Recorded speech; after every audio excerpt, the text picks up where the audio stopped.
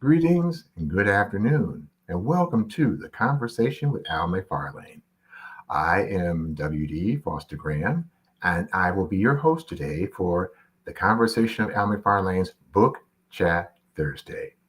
On Conversation with Al McFarlane, we provide robust, stimulating, inspiring, and engaging conversations from all aspects of the African and African American diaspora. Now, we currently have exceeded 1,400 subscribers, and we're shooting for 2,000. So, if you like our content and want to have more, hey, do a like, comment, share, and subscribe with your network to continue this conversation. Now, today, since the Pride Month has just recently been celebrated, it is definitely an honor to introduce today's guest author. He is the author of adult and young adult fantasy fiction, beginning his writing journey in 2006 as a young soldier serving in Iraq, and he has been creating people, places, things ever since. Presently, he is a U.S. diplomat by day, a writer by night, a competitive video gamer during the wee hours, and a daydreaming superhero in the moments in between. So, yes, we have a storyteller here today. His debut novel, The Trailer Park Prince, was published in 2024. He is from Vidalia, Georgia, home of the sweet onion. And though he has lived all over the world, he currently resides in Rockville, Maryland, with his husband, son, and 2 dogs. So it is indeed a pleasure to introduce for today's Book Chat Thursday, Brother Andre Bradley. Who? It's always funny when I hear my bio. I'm like, oh my gosh, I do all of those things. I hope I balance them well, but at least I do. Good afternoon. How's it going? Oh, excellent. It's great to be here one more time. And I've been looking forward to having you on the show ever since that we met at Atlanta in Artists in the Afternoon. Yeah, which was such a fun event. Anyone who follows me knows it took everything I had to get there. And I don't even know if you know this, but I wound up having to have my flight rerouted because it was canceled, and I wound up like hooking a flight to Augusta and then had to hitch a ride from Augusta to Atlanta. It was a whole show, but I was so happy to be at Artists in the Afternoon last year. So excited, in fact, that I'm going to do it again this year. So it was quite an experience, and quite a meeting. Meeting you was great. We had an opportunity to look at each other's work and to share the stage, and build connections. And who can ask for anything more? Indeed, my brother. So that being said, why don't you share with our viewers something about how you grew up? So I'm a country kid through and through. I claim Georgia. I try not to tell people this, but I was actually born in West Virginia. So I mean, you can't get more country than my upbringing. We were born in Beckley, West Virginia, raised in Georgia, living on a dirt road where when it rains, the bus can't go down the muddy dirt roads, and you miss school. So I grew up as a country kid with 3 channels, and so my life has always put me on a path of like having to create your own form of entertainment. And so, life as a gay Black kid in South Georgia meant coming home from school and watching Murder, She Wrote with Angela Lansbury, solving mysteries, and then trying to write mysteries of your own. I was there until I graduated, and my path has kind of taken me all over since then. I joined the Army right after high school. I became an Arabic translator. I studied Arabic in Monterey, California for a couple of years, served in the U.S. Army, did 2 tours in Iraq, 1 tour in Afghanistan, moved back to Georgia, made friends, family, lived under Don't Ask, Don't Tell, this whole Uh, military. And so my life has given me enough material to write many a story. But since moving to Washington, D.C., back in 2012, I have since started a career as a U.S. diplomat. My husband and I went on our first overseas assignment to Mexico City, where we lived for 4 years. And then we just came back in 2023. And now we're trying to make a life here in the DMV area. So we live up in Rockville with our son, our dogs, and since coming back, like I signed my first publishing contract the month before moving back to the state. So I feel like I came back to America as a writer with a book coming out. And so I've been very excited about telling stories and meeting community and building that community through events such as Artists in the Afternoon or the Washington Writers Conference. And many other things. And so it's just been quite a journey to live and grow, and from the country dirt roads of Georgia to being a published author living in DC.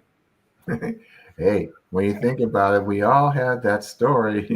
Everybody has a story, and we, as those who are Black and LGBT, we have our share of stories. Oh yeah.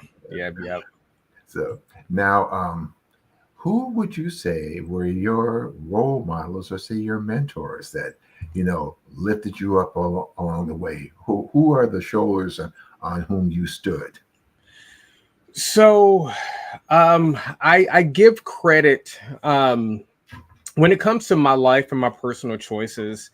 I look at a breadth of things. I look at like the person who instilled the foundations of what hard work meant for me. And of course, that's my mom, like, single Black mother raising two rambunctious kids.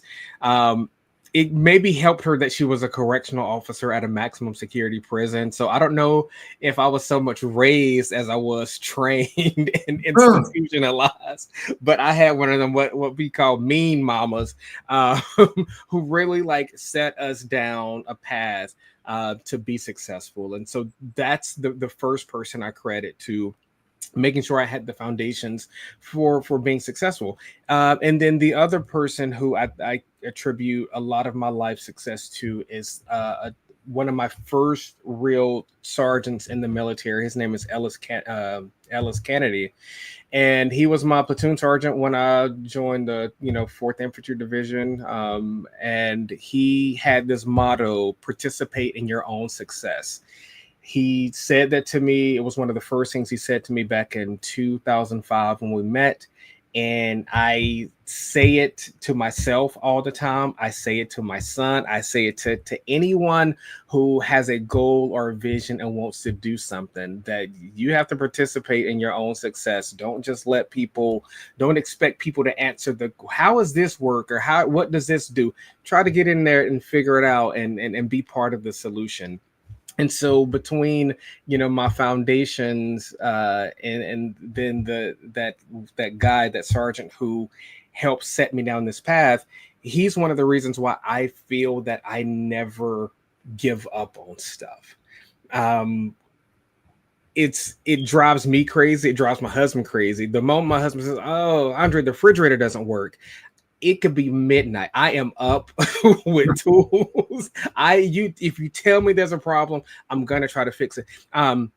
It's one of the reasons why going through college, I never missed a paper. I never missed a deadline, because I've had such a foundational strength about what it means to be successful in your own life. And so these are the people who I look at when it comes to like making good life choices. And as a writer, I would say the person who got me going down that path was a really good friend of mine by the name of Adam Posidis. We were, I guess, what they might call fellow travelers when we were both serving in the Army under Don't Ask, Don't Tell. I, saw him walking down the hallway and he had the ashiest knees. And I guess the way I called him out on these ashy knees, kind of let him know that we were family. And so, under Don't Ask, Don't Tell, you're so very careful about who you open yourself up to and expose your gay identity to. But he was amongst the first in my military career, and it turns out he was a really good writer, Mm. so very good. And the way my writing career kind of launched in a sense is that we would talk about stories and would talk about what it meant to be writers. And he wound up getting assigned to the same unit that I did, and we deployed to Iraq together. And like when you're in a desert, surrounded by testosterone and soldiers and war and combat, you try to find these creative outlets. And so we would always talk story. When we came back stateside, he wound up getting out of the Army prematurely. He lived in Washington near Seattle. I still lived on the East Coast. And so he was my late night speaking partner. Like if I have this crazy idea, I know that he's awake. And fast forward quite a bit, I took a job in Afghanistan. I had to vacate my house in such a rush that I didn't have time to close the lease. And so he moved into my house rent free so that he could write his debut novel, Cartwheels and Combat Boots.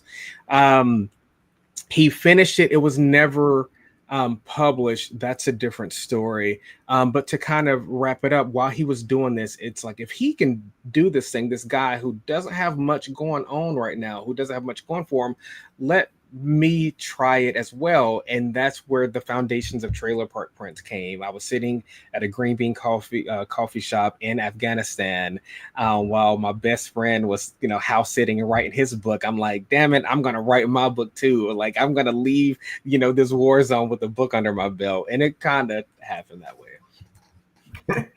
Yes, I love that quote about participating in our own success. Because if we don't believe in it, who else will? I'm telling you, I say that to every single like if anybody has a dream out there, if you are trying to do something, you have to get out there and do it. Mm-hmm. Whether it's like the people who like, I'm trying to shed a few pounds, I'm trying to save some money. You can't tell me this as you're rolling through the McDonald's drive-thru because you're breaking like both of those, right? Just stop doing it. You have to actively, nobody's gonna just show up at your house with money and ideas and all of these things and just say, here you go, live this life. You gotta be there and be present and actively try to get what you want. That is true. So now, speaking of your debut novel, so it said it takes place in a version of America that feels eerily close to home, and I admit to know that struck my mind when I was reading it. So what were the inspirations for you to write this particular story, and why do it now? So for those who haven't gotten a chance to read Trailer Park Prince, I guess the elevator pitch is kind of like, it's a contemporary young adult novel that weaves together themes of social injustice, found family, overcoming oppression. It's told through the narrative of teen princes Noah and Jorman, who are royalty on their home planet, but who find themselves living in a trailer park in South Georgia. So they have to make these strong decisions about how to use their powers to protect the people, and whether they break good or bad is going to kind of be built on their personalities and what type of leaders and people they want to become.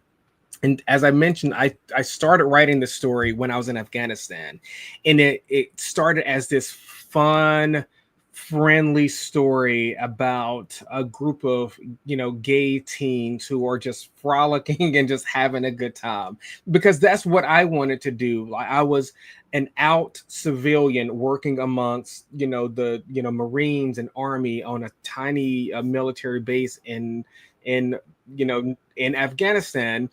And I just needed an escape. And so the story started out about brotherhood and friendship and just, people who can fly and do these wonderful things.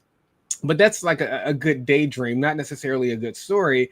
I got pretty deep into it. And then I moved back stateside in 2012.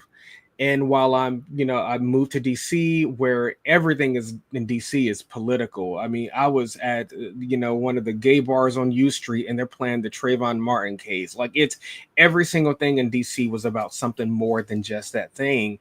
And being here for those years and watching, what happened with Trayvon Martin and Tamir Rice and all of these social injustices that Black men and women were going through. These things started to sit with me as my story sat on a shelf somewhere collecting dust. And so when I decided to pick it up again, was in 2020. It was my resolution for 2020 that I was going to write this story. I was going to dust off my old manuscript, but at that point, I had spent 8 years in Washington D.C., like living through what it meant to not have systems work in your favor, and so I couldn't just write the story about people frolicking and having fun and just having a good time. I needed a story that had a deeper, more meaningful message than that. And so that's where the story that you see now kind of came from. It came from this core concept of brotherhood, because I'm the youngest of three. I always like having brothers in my story because it makes me feel close to my own.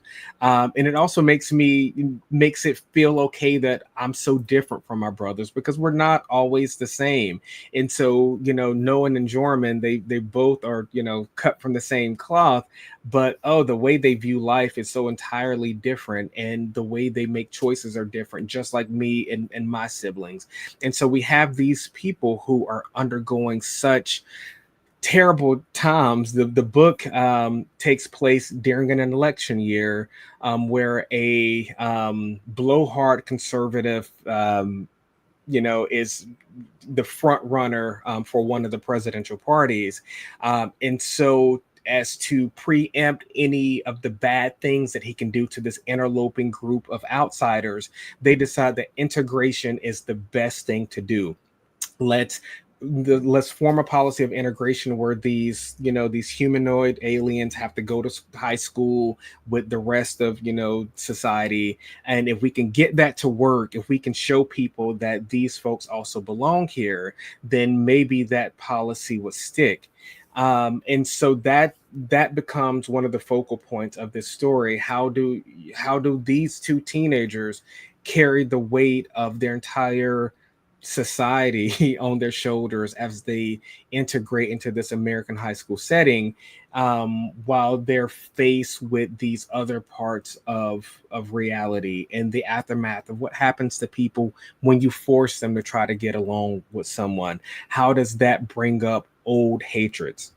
And so it's only by coincidence that the book debuted in 2024, which was an election year, which some would say had a conservative, loud-spoken, president, our presidential candidate.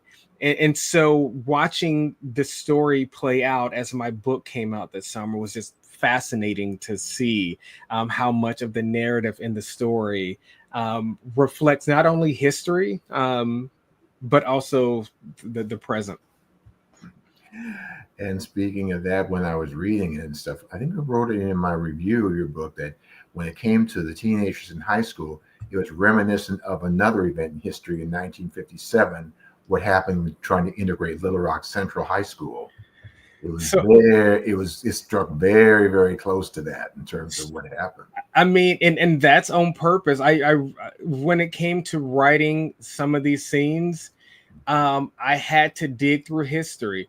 What was it like to integrate in schools? Like my mom, we grew up in South Georgia, and they started at segregated schools, and then they integrated their school in it must have been like the 1960s or 70s. Even the South is very slow to move. I mean, I graduated from high school in 2003. And we still had segregated proms. We had a black prom and a white prom when I was in high school. There were high schools in counties surrounding mine in Georgia that didn't have integrated, social dances until 2010. So it was fascinating to do the research. One, in part, it was partially lived, to be, there during, while they have a black prom and a white prom, and when black people try to go to the white prom, the police are out there stopping black people from getting in. Like, so to live that experience in my high school setting, and then to write this book and have to do the research on what was integration like. And I also remember watching this movie Ruby Bridges like over and over again growing up. It felt very dark. Even now, as we get to see the fruits of that labor, that schools are, for the most part integrated, and things are the way they are, watching it and going back through that history can be very tough to know that people had to live this experience. And I tried to bring as much as that energy into some of the scenes in this book as possible. And you do it well. You definitely do it well. Now, since I with this book, I picture, since these students are coming from a different planet, there's the element of sci-fi that's in there, and probably a little bit of fantasy. But so I would like to know, tell me about your your world building process for the cadence. Oh my gosh. So it's interesting how the world building worked. So when I first started this story, um my initial drafts of this story took place on Kada. Like, it started that they were on Kada, and it showed, through the lens of this little boy who doesn't understand fully what's going on. We have a group of people who are running away and escaping, and he gets this, as he's sitting on his, nana's lap, and bouncing up and down, he sees, the heated voices and stuff. And I'm like, what does Kada look like? So that was my first, how do I build, these people without building the world that they come from? And so I had to start with Kada and what is it like to have powers. I always question Superman because, this idea that, oh, well, Superman is on his home planet, he's just regular. It's only the power of the sun that gives him all of these crazy powers. So I'm like, okay, are people just regular? Like, how Superman like, are these Kadans? And I didn't want that at all. I wanted to have a group of people who kind of had access to magic, the same way that, if you look at human societies, most people can run, if they have the ability. Some people can run faster, and those people go on to be Olympians, and some people could barely trot to the mailbox. And I wanted magic to feel like that everyone has access to it, but some people can use it just to keep the dishes clean, and then some people can use it to wield and craft these like elaborate, works. And so that's what I wanted magic to look like in the story, something that everyone had access to. It wasn't about elitism or class or any other version of like societal pressures to study. It's some of it is, raw talent, and some of it is determination. And so I wanted that as my foundation, something that everybody can access. And I knew that these people had to exist like in this human playing field where when it's, from my experience in America, and if you look back on the history of sci-fi, in general, that when another species comes to visit Earth, period, the first thing you do is start with hostility. And so what would it mean for a group of people to encounter folks who are so much more powerful than them, but who are coming in such smaller numbers? And so I wanted to set this stage where you have people who could probably destroy Earth if they wanted to, but rather they need to kind of get along. And so for me, the world building consisted of creating a magical system that worked, giving it to a group of aliens who gives it this like sci-fi type element, but also how did once these humanoid aliens began integrating with American or world society, how do they make money, and how can they profit off of their powers, which it's a commodity that only they can produce. And so how does international trade work? So this is where part of my my master's degree in economics and my career as a diplomat who deals in international trade. It's like, what happens when you have a society of people who you hate, but they have something that you really, really want to get? And how do you treat them? And how does the world treat them? And how do other nations treat them? So I have files and folders of all of these things, but this was not a dissertation. It was not some thesis paper. So I tried to weave in as much of that background as I could to make the world feel real. So fantasy is always my bread and butter. I try to stay away from sci-fi if I can, but in this particular case, I had to jump into it a little bit. So, since you mentioned the diplomat, is that how you saw their father? So when it came to their father, I look at it from this standpoint of he is the leader of their people. You have thousands of Cadans stranded on Earth.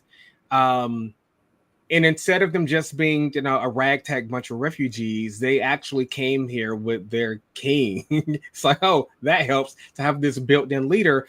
And so now that we're here, this group of refugees becomes his kingdom. And after like the initial confrontations that inevitably happen when an alien species arrives on Earth, things kind of mellowed out, and then you start having diplomacy. And so their king is their head of state, but he can only do so much. And so to give the teen characters a little bit of autonomy, I wanted to distance them as much as I could from their dad. And so I left the dad up in Washington, D.C., where he can, work as the head of state, and be the forefront of the voice, because he also has trust issues, as you might can tell from the narrative. Yep. He doesn't necessarily trust his rank structure to be the plenipotentiaries or ambassadors. There are other ambassadors scattered out through the world. I mentioned a few of them. Hargi, who was in London with his son, Ruger, who comes back, and there are some in many other places. And I say that now only because Trailer Park Prince isn't over, and so as I'm writing the second book to this, we have people who kind of come back in who's gotten to see this catastrophe unfold, but from their diplomatic posts overseas. And so, yeah, like me working in diplomacy on a day-to-day basis, I wanted to weave as much of that in as possible, because it's hard to be a standalone nation in the world. And I mean, we see it now with what's going on with trade, what's going on in a lot of different aspects, that these heads of states have very big things that they need to accomplish for the sake of their own people, while also having to contend with what to do with what could be considered an unstable interlocutor as far as getting things done. And so I set the King Roche up as that the head of state and chief diplomat who can negotiate what's to happen with their people. Meanwhile, you have Prince Jorman, who's the crown prince and is due to take their father's place, wanting to prove himself so worthy, whereas the other son, the shadow child, Prince Noan, he doesn't want to follow his father's footsteps, and he wants to be a different type of person, a different type of leader, which I think is what a lot of diplomats do. We see the ones who we want to emulate and we see or imitate, and we see the ones who we want nothing to do with. Yeah, yes, that is true. So, speaking of Jorman and Noan, can you tell us about what this belief is about twins? So the way things worked in Kada, and it comes from the same old thing. Like when you look at certain religions, and I hope I don't step on any listeners' toes out there, but if you look at the way Muslims don't eat pork, and how it's prescribed in biblical texts about certain animals have been dirty, some people in modern society look at it and say, well, it's perhaps that they either didn't cook it to the right temperature and maybe they got sick by eating a bad piece of pork belly, and therefore this must be an animal of the devil, and therefore we don't mess with pork, and it just becomes like indoctrinated into their entire belief system. And we see that in very many things. If we look at, Mormonism and how you can't do tobacco and caffeine and all these things, well, religious scholars have looked into it, and was it only because Joseph Smith would host these events at his house and people were spitting, chewing tobacco on the floor, and his wife had to clean it up, and therefore it's like no tobacco in this religion because we're not going to be cleaning up this floor. And so I wanted to kind of look at how in our true life we have these ideas that become part of beliefs. And so something happened on Cada where in the city of Marin there was a set of twins one day who disagreed with how to lead, and because of this disagreement there were catastrophic consequences to their society as they knew it, and they wound up having to live under despot for many years until he was overthrown. And so the law of the land became like, twins are kind of born of the devil. Like when there's twins who are born at the same time and they don't know who is set to be the leader, then it will lead to conflicts that will go on for years and years. And so having twins was just a bad omen for society. And then it became baked into the cake where the second born of any set of twins had to go, because it's one thing for it to happen at the, the monarchical level, is another thing when it happens in families and who gets to inherit, the things. And so it's like, we're not doing this. So you, second child, you're cut, you gotta go. And so that's where this whole idea that like twins are auspicious, we don't mess with them, and therefore you can't exist. But this is the first time that it's happened to the royal family in many generations. And it's like, well, I'm the king and this is stupid, but I can't change this law that so many people have had to kill their children for. And all of a sudden, because I had a set of twins, then I'm changing the law. Then how are people going to look at me as the king? I'm giving a little backstory into the mind of the king. This isn't in the book itself, so this isn't necessarily a spoiler. But and so their thought was to hide Noah away, hide the second, son away. And it's like, we're not going to kill you. We can't show you off in public because that will get me ousted. But we will keep you alive. And that's, the first mistake of the president, of my King Roche's ruling, keeping his kid alive. Yes, because sometimes the things that come up because of belief, but not a fact. Yeah, yep. What is the thing? Now, yes. Speaking of books, I would love to have you share an excerpt from Trailer Park Prince. Do you have one ready for us? Yeah. So I don't know how much time I have, but I wanted. I'd say 6 minutes. How many? About 6 minutes. About 6 minutes to okay.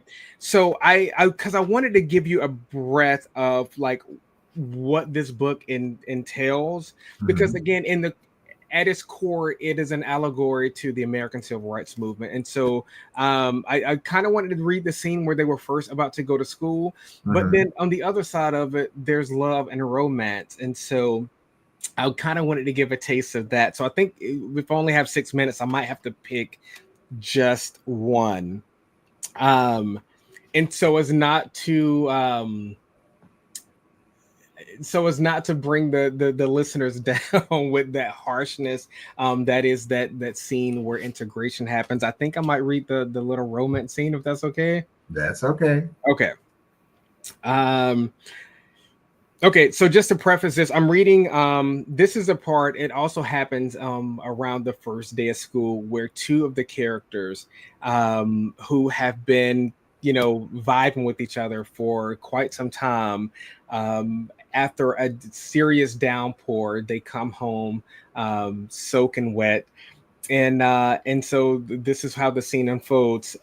This book, Trailer Park Prince, is told in three different POVs: one from Prince Nolan, one from Prince Jorman, and one from this other random god named Dirk, who's not so random, that you might find out.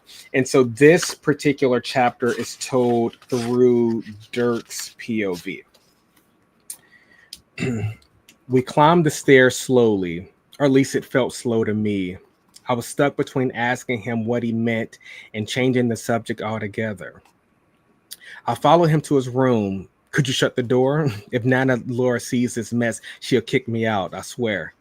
I did as asked. The window was open and the rain whipped past relentlessly, but none of it blew in. Nice manipulation, I said. Oh, it's nothing. Noah taught me. I can teach it to you if you want. He took off his shirt and tossed it in the hamper. His chest was smooth, and he was more muscular than I remembered. Or did I remember? More muscular than I imagined he was? I turned away and stared at the wall. It was bare. I turned my gaze towards the ceiling and watched as Himra cast a final look at the world. I heard the undoing of a zipper, followed by a sloshing thud against the floor. I felt myself pressing against the inside of my jeans. I think I should wait for you downstairs if that's okay. Am I making you uncomfortable? You told me you were on a football team through middle and high school. Aren't there locker rooms involved? I figured you have seen plenty of naked guys by now. It's not the same. Oh, did they have two butt cheeks and a penis? Yeah. Okay, then it is the same. Except it wasn't. None of the guys made me feel the way he did. A drawer opened and closed, and I focused my thoughts on the furniture and not his body. When I thought he was dressed, I dared to look over. His butt was exposed, and he balanced on one foot as he struggled to slide on a pair of underwear. Water slicked down the hairs between his thighs. I looked back at the ceiling. Um, can I get you a towel? I cleared my throat, hoping it would clear my head. If he said yes, I didn't think I'd be able to move. It's okay. I prefer to be a little wet these days. There was a joke in there somewhere, but I couldn't think straight enough to put it together. More sounds, more clothes. I looked over and he was mostly covered, but still shirtless. I don't know what I'm doing here, Jorman. Maybe I should wait downstairs. Maybe I misread something. If you don't want to be up here, I can meet you in the parlor. Let me finish getting dressed and it'll be a couple of minutes. No, you didn't misread anything. I do want to be here. That was the problem. I wanted to be there too much. It wasn't enough that I was in the same room. I wanted to be closer, close enough to know how his skin smelled after the rain. Thank you. Your being here is keeping me from thinking about everything else. I wanted to mention what I'd overheard, but it wasn't the right time. I wouldn't want to be anywhere else. You're a good friend, Dirk. He walked over and hugged me. He felt it. He must have felt it because he cut the hug short and took a step back, then a step forward. It was too much. His face was inches away from mine. His breath warmed my lips and nose as he exhaled in long, calming streams. I counted the drops of water racing from his wet hair. I looked into his hazel eyes and saw the world reflected back at me. I smelled his skin, so sweet like summer rain, so soft like a misty breeze. He smiled at me. I smiled back. Are we going to kiss? We're going to kiss, aren't we? I couldn't tell if I was stammering or not. I'm waiting on you. The fruity hints of apple on his breath invited me nearer. He liked his apples, and I liked him. It has to be you. You have to start it. I can't start it. It would seem like I'm using my position to get what I want. Well, I can't start it either. It would be crossing a line for me to assume I could up and kiss a prince. I don't know a lot about Kada or Marin or whatever, but I know that much. I have no right to. Is that all you need? The right? Okay, then. You have the right. I'm giving it to you. Then it's settled? Yeah, it's settled. Okay. Yeah. I love writing that scene. Oh my gosh, that was fun. Yes, yes. This is another example of how you show up as a storyteller, because I was definitely engaged. And for me, a lot of viewers know I love romance. Oh my god. I I I am not a huge fan of writing romance, because like I there's so many other things that happen in a story mm, that's not at all about love or any of that. Um but I also know that I'm trying to think of my mind when I was that age, when I was young and around 18, like how much did I actually care about the big things versus like, is this person going to kiss me? Am I going to find the person who I want to be around? Am I able to express that? Who's going to make the first move? And so I wanted to relive that a little bit. And so I was able to add a few scenes of light steam through the book. well, that's part of that authenticity there, as we say, Andre. So that being said, and we're talking about our protagonist, well, they're trying to survive and shine a system that is stacked against them. So, how did you approach writing characters who are both vulnerable and powerful? So I one of the things that I knew I wanted to do very early on was add these binaries.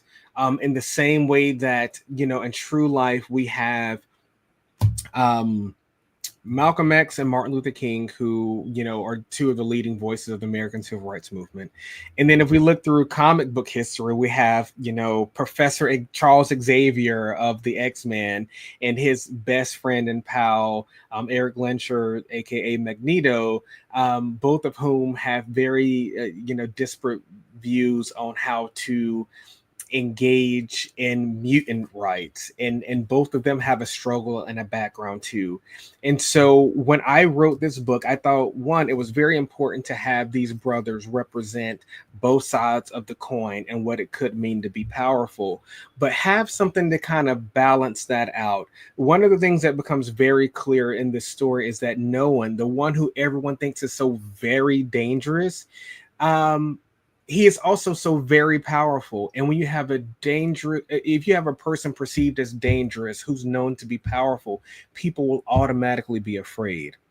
And so I really had to work to give him a softer character, and kind of give more into what his life must have been like to be tucked and hidden away while his brother got to live out in the daylight. He's living out in the shadows and, hidden away with a nanny somewhere because he can't be seen in public. But then we have his uncle, who to some extent doesn't, for some reason, he doesn't have children of his own. And so he's really taken a shine to no one.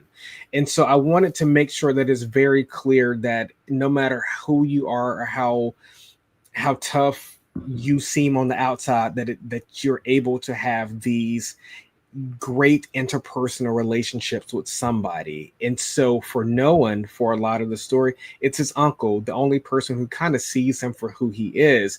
And for Jorman, it's this guy Dirk, the only person who he can say, I don't have to, be the next king in line. I don't have to try to be better than my brother, who I might not ever be better than, because my brother is just a nerd who who gets this power stuff. But instead, I can be me, and I could try to be liked by someone, and I can try to be liked by someone despite some of the tough choices that I have to make. Which is another side of things too. When you say, how do you maintain a steady relationship when you are a powerful person, and when you might do things that could be good for all of your people but bad for the things that you want and need for yourself. So making sure these characters felt very real is what gave them their vulnerability, and then giving them all the powers that I wish that we as minorities had, is what gave them that strength. So it was a fun balance. Indeed, and I say kept me engaged. Once I checked out the book, I know once I started reading it, nope, I didn't put it down till I was done. And that's me when I'm involved in a book. Oh my God. When I knew that this book was good, it wasn't when I was writing it, because as a writer, it's like most things are good to me after I write them. But I had a reader where he's not of the LGBT community. He's a fellow buddy of mine who I knew in the Army, and I just know he likes to read books. He's a white guy who lives in Coeur d'Alene, Idaho. And I say, hey, I'm writing this book about these black gay superpower guys. Can you read it? And you read it because somebody asked you to. But he sent me a text one day, and he said, after X chapter, I have not put this book down. And that's when I knew that, okay, this story is something that resonates as a whole. I'm not going to say what chapter, because people read it and tell me what chapter kept you going. But there was a definite point in the story. And I heard that from a lot of people, that once this thing happened, I needed to know what happened next. I needed to know how this thing resolved. Yeah. Oh, indeed. Now, since we touched on it just a little bit earlier, so the question is, are there moments in Trailer Park Prince that were directly inspired by recent events? So again, a lot of Trailer Park Prince, there were definitely things that happen now to minorities that happen there. There's some scenes I just kind of pluck from reality, where in my own life, if I go into a store, especially if I'm wearing sweatpants or something, and I am holding an object in my hand and my phone rings in my pocket, like there's a whole acrobatics that have to be done to put an item back on the shelf and then walk into the center of this store to pull my phone out of my pocket, because I don't ever want anyone to think that I'm trying to steal from Dollar General, as an example. But like I'm not out here trying to ruin, like, I have a good life, and I don't want to end up on television for that. And I think, what must these characters go through when they have to be so cautious about every action that they do, because they are the minorities in their society. And so when they go to stores, or they're in this story, in this world that I've created, there are drones that fly overhead, and these individuals, the Cadens, they have these intricate tattoos that wrap and grow around their arm as their powers grow. And so the way to identify who's Caden essentially is, do they have these copper tattoos spiraling up their arms, and just making sure that if you are one of these people and a drone is hovering over you, that you don't make sudden moves and you don't come off as a threat. And all of the things that people have to do now when you walk by a police and you're just minding your business. And so there wasn't any one particular thing that I saw from reality and plucked it and put it here, but just the behaviors that people face when they're living in a regime that doesn't value them as equal. I wanted that to be in as much as I possibly could, because these people have to live that. The only difference is, if they wanted to kill everybody, they could, because they have these powers, but they're not crazy. At least some of them aren't. And so they have to work within that balance. Well, and that being said, so if a reader walks away from your book with just one message or feeling, what do you hope it is? If a reader walks away from this book with one feeling, is that I think I would say that a lot of this book is about choices, and that it's okay to make choices that don't always go with the grain. There's times in your life that test you, and that also make determinations about what kind of person you are, or what kind of person you could be. And so a lot of this is about family, about finding your family, understanding what it takes to be around people, and also understanding when things don't quite mesh and you have to sever ties, then is okay to sever those ties, but make a choice and be okay with it. And if you're not okay with it, then how do you fix it and how do you make a better choice? Because at the end of the day, all we have are the choices that we make, which put us in the places that we are. And if you don't like where you are, how can you make different choices? Because you can't rewind time. There you go. And so now tell us about the upcoming book. So I guess I'm kind of dropping a spoiler because I don't think the publisher has officially announced it yet.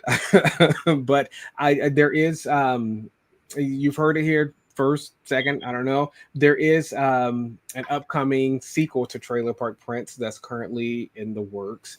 Yeah. And has been so this one has been fun to write. It's fun, but it's also tough. If you've seen all the things that have happened in Trailer Park Prince, something that makes this one very tough is that by the end of Trailer Park Prince, the choices that the brothers have made have put them um, in different operating spaces. I'll say that. And so now I'm trying to write a book from these different point of views, where the brothers aren't talking to each other like they used to. So I want to keep the same energy that was there in Trailer Park Prince, but also introduce new feelings that each of them have, especially Noah, who has always lived his life as someone who he assumed people just tolerated, but he's kind of coming into his own and he's learning that people actually like him. And what do you do when you learn that people actually like you? Do you take that humbly, or do you kind of show out a little bit? And so just like putting my getting in the headspace of these characters has been really fun. The book isn't due for quite a while now, so I have plenty of time to make sure that the book has the all the good things that worked in Trailer Park Prince, and give the readers even more of what they come to expect. I've been so grateful when people give me feedback. I've been invited to book clubs to talk about this book.